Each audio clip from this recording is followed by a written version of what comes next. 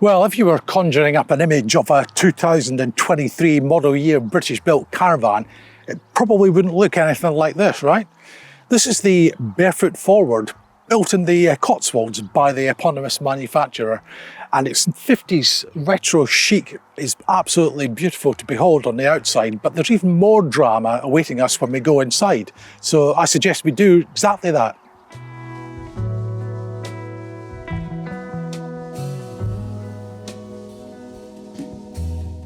So if we had an X-ray vision camera with us and we were standing outside what you might call a conventional caravan, you would be able to see the skeletal framework on which all this bodywork hangs on.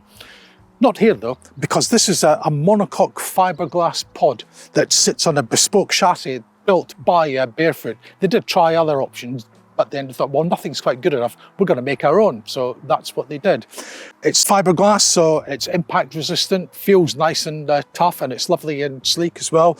Beautifully finished, and you've got to admire the mirror finish of these 1950s style retro hubcaps. Absolutely gorgeous. Inside, all the fixtures and fittings are of the highest quality, as you would expect. Everything's neatly trunked away, so it's all good. So if you find any photographs of a Barefoot hitched up to a car online, you'll see it attached to all sorts of small hatchbacks, minis included, with a ready-to-tow weight of 1,100 kilograms. Just about anything's at your disposal. And it's only 6 foot 4 inches wide as well, so you could take it down the narrowest of lanes. I should point out that this full bike rack is an optional extra. It's £950 with the bespoke gas box to accommodate it. Without it, you would have a taller gas box here. And you have a Winterhoff hitch stabilizer attached, so towing, absolutely not a problem with just about any car.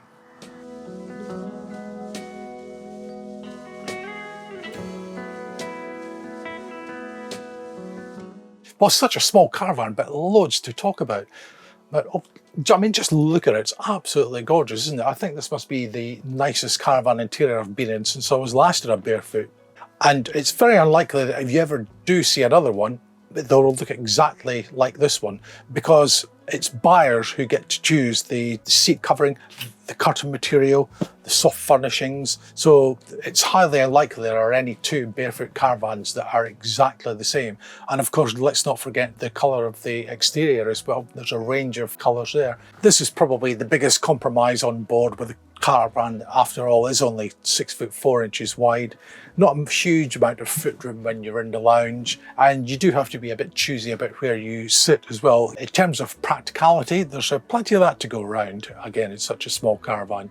You've got plenty of main sockets, you've got USBs as well. This one also has the optional £250 TV aerial with the necessary connectivity over on the other side. The oak look flooring is extremely attractive.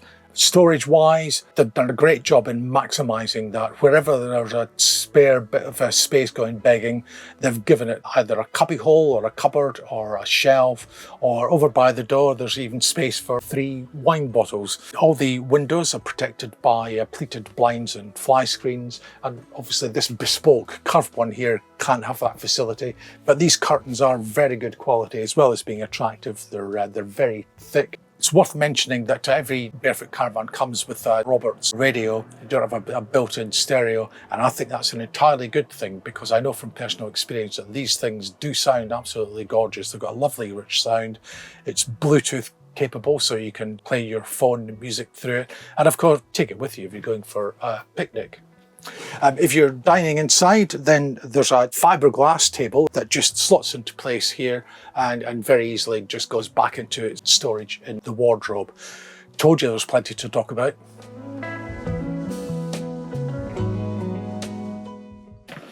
So obviously in a caravan this size, your lounge is also your bedroom. So where I'm sitting now converts into a double bed that's exactly 6 foot by 6 foot square. And as you can see, it's got these very user-friendly pull-out bed bases that come out from either sofa to meet in the middle. You bring these guys out, turn them the other way around, and you get a really perfectly flat bed that's excellently comfortable. And being square, you then also have the choice of which way you want to lay your head. Takes a matter of minutes to convert. It's obviously a compromise given the huge popularity of fixed bed caravans.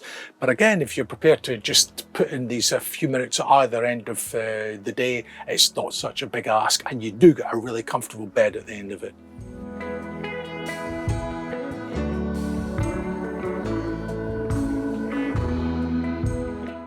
So on the kitchen front, yes, of course, there's a bit of a compromise. As you can see, there's not much in the way of work surface, although you could always requisition the space over here if it's not already taken up by your telly or this lovely radio. And it also has a chopping board come sink cover with a bit of a cutaway. And if you're not using the hob, then this glass screen. So every little bit of space helps.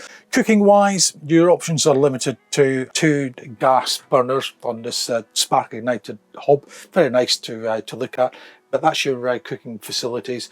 Tiny fridge, but for 2 people it's perfectly adequate. And I guess there's a couple of main sockets there. You could bring a toaster along, stick it away in this enormous cupboard here, loads of space there.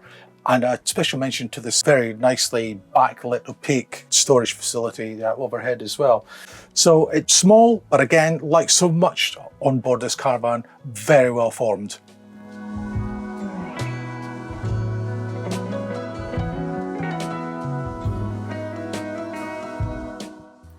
Well, unsurprisingly, when I first set up the caravan here today, it wasn't long before I had a couple of visitors asking if they could have a look inside.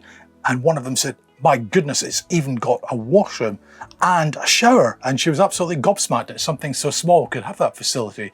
And it's not just any old facility either, because when they were designing this caravan, they didn't just stop at making the rest of it look pretty. This is absolutely stunning as well. And it's all blue and white detailing. And of course, the curvy nature of it lends its own bit of panache. The tap for the wash-hand basin doubles up as the shower head. And there's also a removable duckboard, which is a clever idea. So you take that out and it just gives you another few precious inches of height. And with the door closed, yes, it's a bit of a squeeze, but you can actually use the shower perfectly well. You've got your electric flush toilet here as well, and a cupboard for storage. So it's actually one of the nicer looking caravan washrooms that you'll see.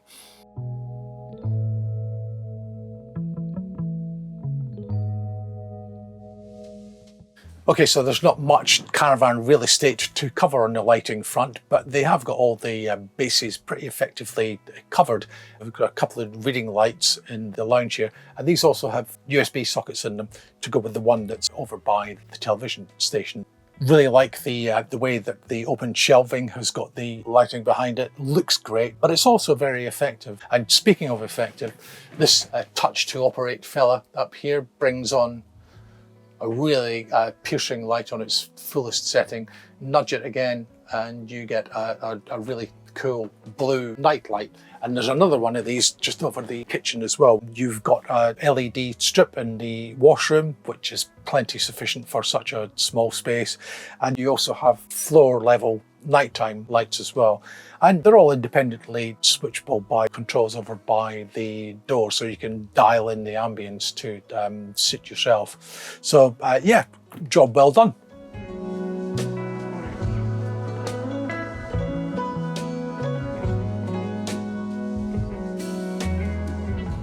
So as we've seen, there are obviously some compromises involved in a caravan this small, but are these outweighed by the sheer class and gorgeousness of the thing?